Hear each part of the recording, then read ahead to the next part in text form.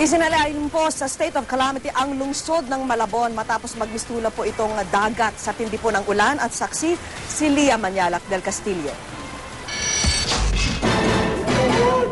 Hanggang bewang na baha ang pilit tinawid ng mga residenteng gustong makauwi sa Malabon sa kasagsagan ng pag-uulan mula pa kaninang umaga.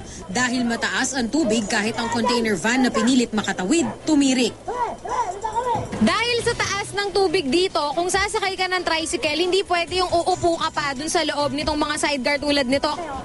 Ang mga nakatira rito, lubog na sa baha ang mga bahay. Ang isang pamilyang ito nga, sa loob na ng jeep lumikas. Hinihintay namin na bumababa eh. Paano pag tumaas pala, no? Handa naman kami. Kanya-kanya ring paraan ng mga residente para makatawid. Ang iba, sinusuong ang baha. Ang ilan, sumasakay sa balsa o di kaya'y nagpapabuhat. Wala nang choice eh. Hanggang leg na daw yung baha sa amin. Bakit na naman siluong yung motor ko? Okay lang kasi gusto kong makauwi.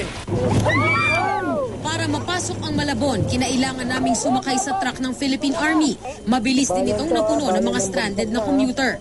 Ang ilang nakasakay ko, hindi na iwasang mapaluha sa kalunos-lunos na sitwasyon.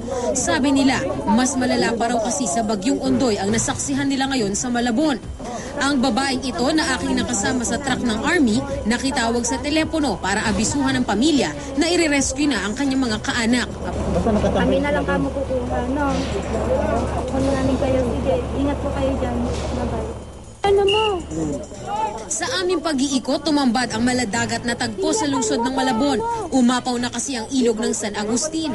Sa Tonsuya, Malabon, na-rescue ng Philippine Army si Baby Alexander na 2 buwan pa lamang. Inilagay sa isang plastic container para hindi siya mabasa ng ulan. Bagong panganak ba yan? Magto 2 months pa lang. Magto 2 months? So, saan kayo galing?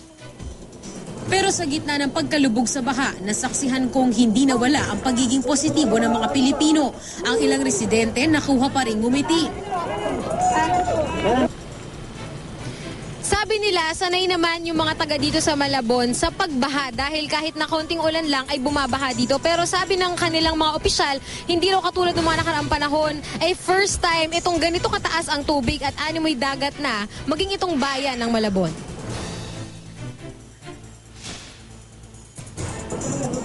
Ang Malabon City Hall naging command center. 20 eskwelahan din ang nagamit bilang evacuation center para sa mahigit 3,000 pamilyang inilikas. Bago magtanghali, nagdeklara na ng state of calamity sa buong lungsod ng Malabon. 16 sa 21 barangay dito ang binaha. Sa Dampalit, lagpas tao ang baha at pinakamahirap maabot ng mga rescuer. Dito normal, kakaiba nga, saka natalo pa Ondoy. Nabigla ako po because we didn't expect na ganito. Wala namang bagyo. Hanging habagat lang, nakakagulat. Ako si Lia Manyalak del Castillo, ang inyong saksi.